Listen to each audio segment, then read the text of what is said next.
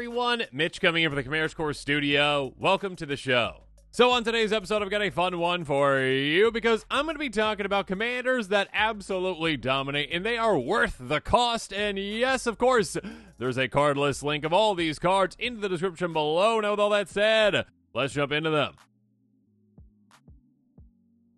First up, one of my personal favorites, and actually the very first episode on this channel. Make sure you check that out. Nezahal Primal Tide, a 7/7 Elder Dinosaur for 7 mana in blue that says, this spell can't be countered. You've got a maximum hand size. Whenever opponent casts a non-creature spell, draw a card. Discard 3 cards, exile Nezahal, return to the battlefield, tap your opponent's control, begin next end step. A lot of text, basically, but yeah, the gist of this is many players out there think that this is just a card for the 99, and it's an amazing draw engine for the 99, but it's also an incredible commander. Again, it is uncounterable. Your opponents cannot stop it. No max fan size, you keep all the cards. You get an insane amount of cards. Again, basically a Mystic Remora that is unpaid that your opponents cannot stop. And yeah, if they do try to take this out, you can easily blink it away. You can dodge board wipes, removal, and yeah, you've got an insane hand size, so take advantage of that. And of course, at 7 power, which many players do not realize, it is a 3-shot KO on anyone. And of course, there are pump effects, equipment, there's double strike effects.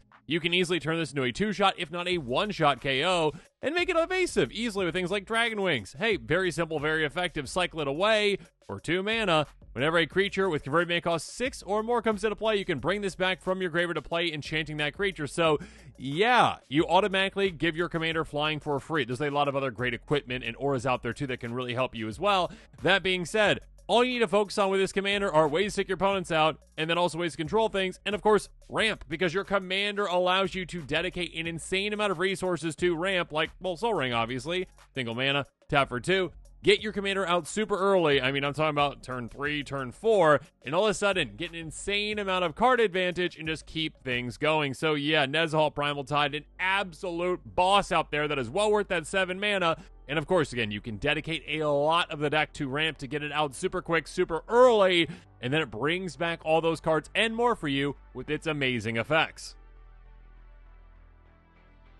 Myrkul, Lord of Bones, is such a good commander. Well worth that 7 mana. A 7/5 god for 7 mana in Abzan. As long as your life total is less than or equal to half your starting life total, it's indestructible, which is lovely. It's lovely that it's indestructible. It's quite nice.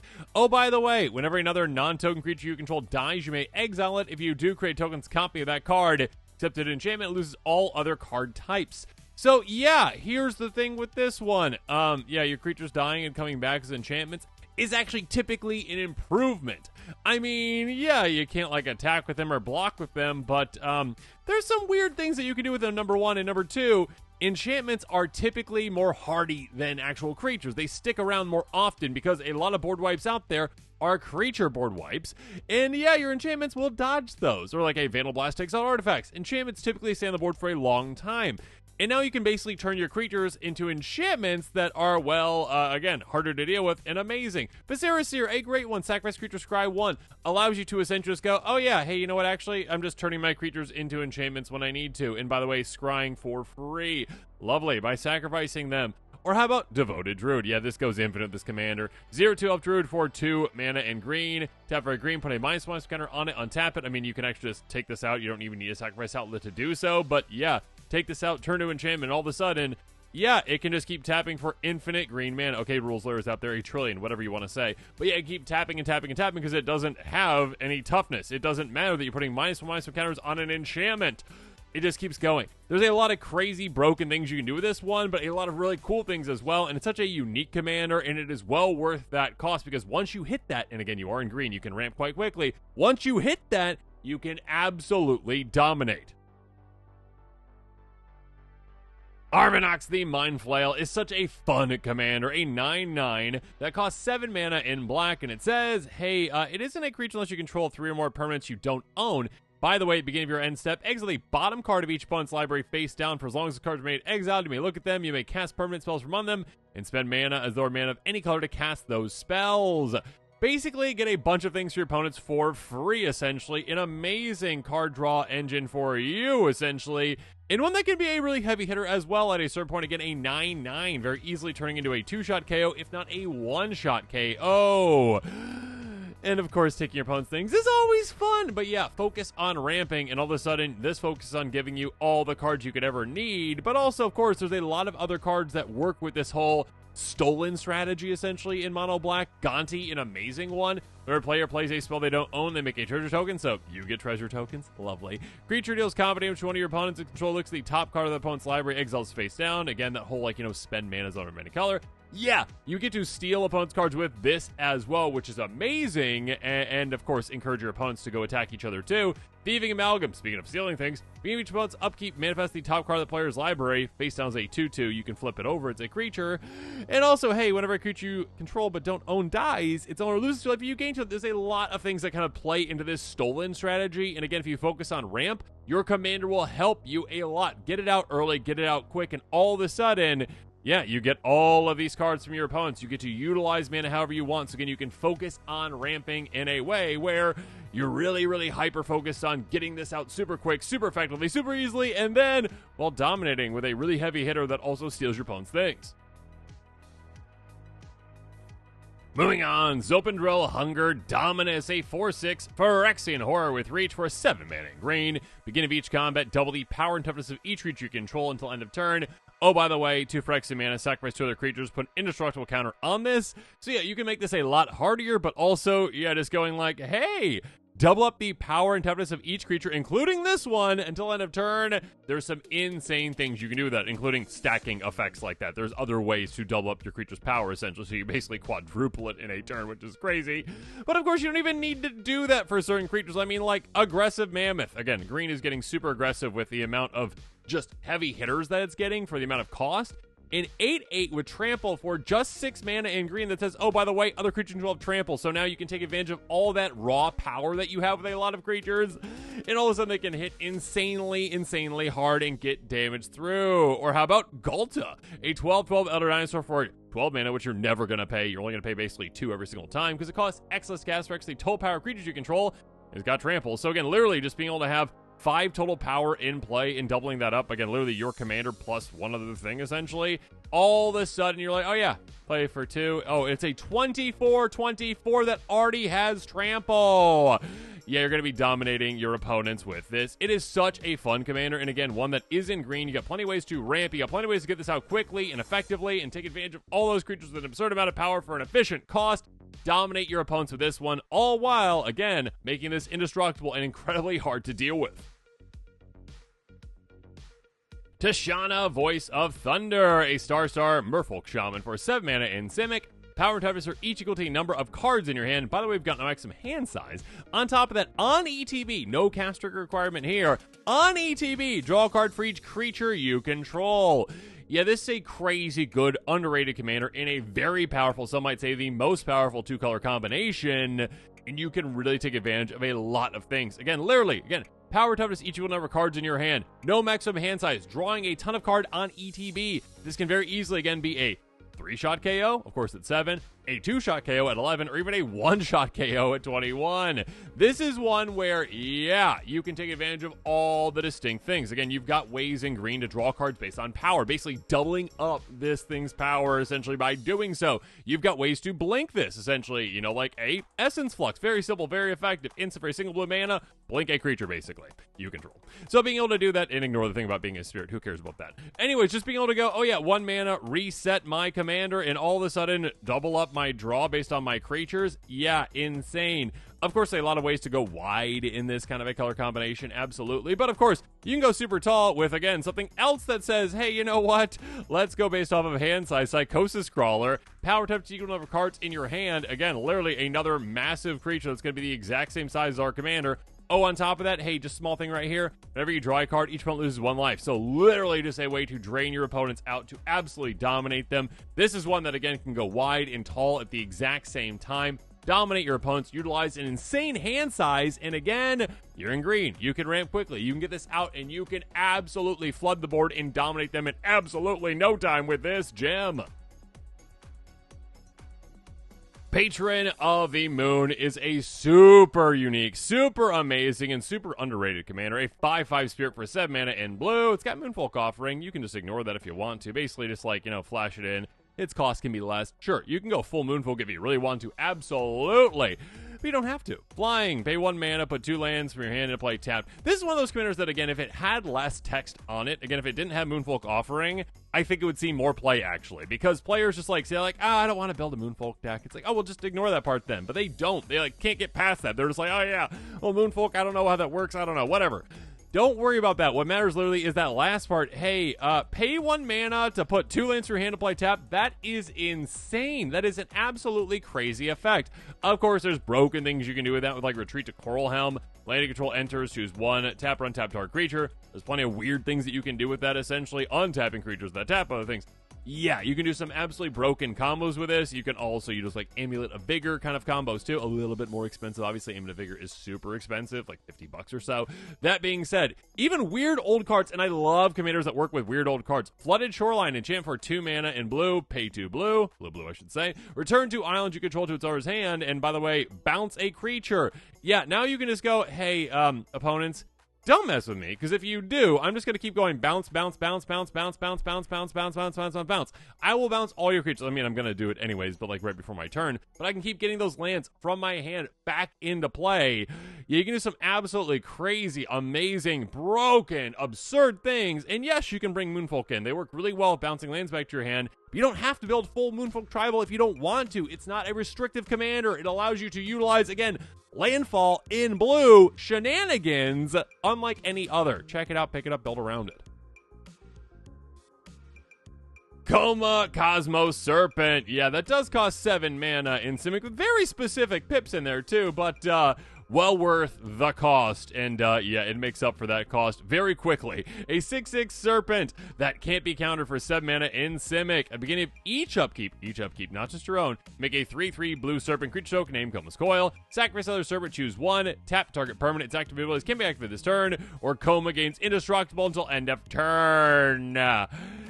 Yeah, this is an insane commander. Literally, with each trip around the table, you're making 12 power across 4 bodies, which is crazy good. Oh, and by the way, with those serpents that you're making, you can also sacrifice them to make it so you can tap down permanents and make it so they can't activate abilities. So yeah, you can shut down your opponent's things, which is great, or just give this indestructible to keep it around. But yeah, you're making an army all while protecting this, all while just dominating your opponents and just disrupting their game plan. Speaking of disruption, Junkwinder, absurd. A 30-cent card that dominates games. A 5/6 Serpent, affinity for tokens, so you're just going to spend basically 2 mana to play this. Whenever a token you control enters, tap target not only opponent controls, it doesn't untap or it stores like on tap step. Absolutely brutal. Shutting things down. Saying, oh, hey, here's another Serpent. Okay, here's another Serpent. Oh, here's another Serpent. Every single turn, you tap something down and you shut your opponents down. Of course, also in green, we've got some good enchantments too, like March the World Ooze. Enchant for 6 mana. Creatures control a base power type to 6/6 and are oozes. There's other types. Opponent cast spell. If it's on their turn, you make a 3/3 elephant, which is basically 6/6. Yeah, you are able to essentially go, hey, you know what we're doing with this? Well, we are absolutely just dominating opponents by making 6/6s with each turn that passes. Each trip around the table now, instead of it being 12 power across 4 bodies, it is 24 power across 4 bodies. You are making massive creatures every single turn, dominating your opponents. There's so many cool things that you can do with this one. It is absolutely dominant. It protects itself and it shuts down opponents. Check it out, pick it up, build around it. Well worth the cost. Tiamat. Now, this is one that is well worth the cost, not just for its mana value, but also, well, its price tag. It is an insanely expensive card, but it is one that you can build a more budget-friendly deck around if you really want to, again, because you can kind of curate, you can actually determine what those dragons are that work really well in combination with each other. And there's a lot of dragons out there. There's a lot of really expensive ones. There's also really budget-friendly ones, too. A 7/7 Dragon God with flying, though, for 7 mana in the best color combination. Wooburg enters the battlefield if you cast it. Survive to 5 dragon cards not named Tiamat that have different names. Reel them in your hand, then shuffle. Again, we play Commander. The not different names part is fine, obviously. Yeah, but here you go. ETB, basically, tutor 5 cards. Yeah, that's insane. There is a cast trigger requirement. Do keep that in mind. That being said, if you tutor for 5 dragons, you can probably just win the game. I mean, obviously there's certain combos that work with this, but sure, these days, yeah, Draco Genesis is a thing. Again, on the expensive end. In jam for 8 mana, though, you're willing to pay that. You may cast Dragon Cells without paying their mana cost. Free! Basically just free spells. So yeah, you go, okay, I get this out, I play my commander, I play 5 dragons, and you probably just win the game if you really want to go in that direction. Dragon Lord Jamoka, though, a bit cheaper. 5/7 L Dragon, can't be countered, flying lifelink, 6 mana in Selesnya. Opponents can't cast spells during your turn. Again, there's a lot of utility dragons out there that can help out for basically kind of anything you want them to do. And this is a crazy good commander that can allow you to curate your deck. Again, yes, it is, again, expensive dragon. And dragons can be expensive, but you can build a budget-friendly deck around this entire thing because you can shoot up those specific pieces that you want and that you need and that you can dominate with. Damia, Sage of Stone, a 4/4 Gorgon Wizard Death Touch for 7 mana in Sultai that says, oh, skip your draw step. What? Massive downside. Oh, but hey, here's the upside. Beginning of your upkeep, if you have fewer than 7 cards in hand, draw cards equal to the difference. So you were able to go, oh, you know what? Actually, hey, I'm not at 7. I want to be at 7. So all of a sudden, I'm at 7. I get to draw. Now, here's the thing with this one. Yeah, you can just go like, okay, I'm at 4. I go up to 7. I drew 3. Yay, good for me. Or you can build the entire deck around literally leaving your hand in the dust and saying, you know what, let's just get rid of all those things, and all of a sudden, we are golden. So yeah, before that happens, Scourge Familiar, cards like this, a free discard outlet that literally gives you mana. It's amazing. 3/2 for Accident, but flying for 5 mana. In black, discard a card, add a black mana. It's a crazy good card for a commander like this, literally giving you free mana for your instants or flash creatures or whatnot, essentially, or activated abilities. And you're like, oh yeah, free mana, discard my hand, essentially. Let's say I had 6 cards in hand. Get 6 free mana. By the way, now I draw up to 7 again. And of course, take advantage of when you're discarding Archfiend of Ifnir, an insane card that I absolutely love. 5/4 Demon of Flying for 5 mana. You can also cycle away if you really want to. But whenever you cycle or discard another card, you get a -1/- counter each creature opponents control. Dominate the board. Make it so they literally can't have creatures in play. Yeah, you can absolutely dominate with a commander like this. Again, having a full grip all the time, your opponents will just absolutely be shivering in their boots, and you will be discarding your hand, getting a new hand, discarding your hand, getting a new hand, just going through your deck in absolutely no time, taking advantage of discard triggers. It's such a fun commander, such a unique one, and one that absolutely dominates and is well worth the cost. Finally, get inspired by Prismari. The Inspiration, a 7/7 Elder Dragon with flying for 7 mana in Izzet Ward, pay 5 life. Instant source spells you cast have Storm. Let me read that one more time. Instant and sorcery cast spells you cast have Storm. Can't even read it. It's so powerful. Here's the thing about this one. Again, it's a newer commander, but yet is one that most definitely is well worth the cost. 7 is a good amount for a commander, right? But that, again, that scale, that little scale that people talk about, again, the Storm scale, is a thing for a reason. Storm is insanely good. You can absolutely dominate with a commander like this. Of course, utilize a bunch of low-the-ground cantrips to really get things going, and then all of a sudden play like a Mana Geyser and get a red for each tap land your opponent's control. And again, you're storming with all those spells, storming with this spell, getting an insane amount of value, an insane amount of free mana, basically. And then you play like Seize the Spoils as well. Also another great storm card for you. Search for 3 mana. Just cost cast to discard a card. Draw 2, create treasure token. Yeah, you just have to discard that card once because you are, again, copying this spell, so that discard already happened. So yeah, you get to just draw a bunch of cards, create a bunch of treasures, again, basically get a ritual effect out of those too. It's a crazy good commander that literally can just win in so many different ways. Again, burn, extra turns if you really want to go in that direction, but ask your playgroup first. It is such a crazy powerful commander that is well worth that cost. And again, with all those ritual type effects that work really well with it, you can get it out super quick, super early, and just dominate your opponents. Well worth the cost. And with that, this episode is coming to a close. Comment below with your thoughts on it. And of course, as always, thanks again and have a good one.